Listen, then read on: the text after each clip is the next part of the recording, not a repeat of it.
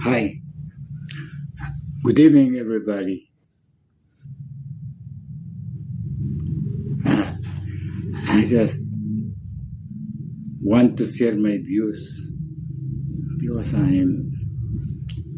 as I've been as I've been listening to the impeachment trial, to my total dismay, that exercise is futile. Why?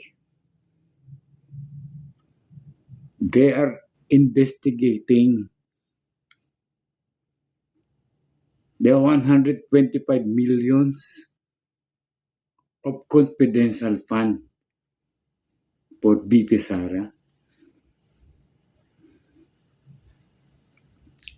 But they don't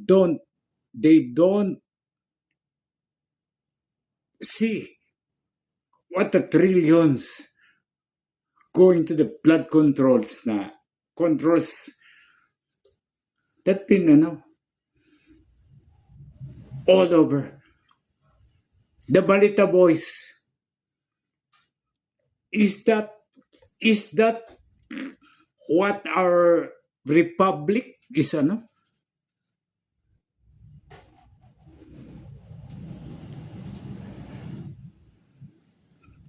Senator judges, you know what? This Escudero is involved. Joel Villanueva, an issue.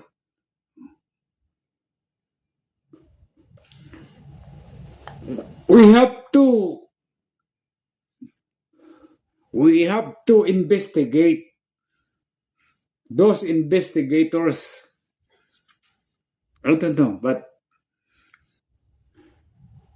uh, we have to wait for 2028. My, we need a Duterte to to call them to put them in jail. All of them, from Bongbong Marcos, Lisa, uh, Tambaloslos, Jesus Escudero, and will have a sue that we will show to the world. These are the crocodiles of the world, of the Philippines.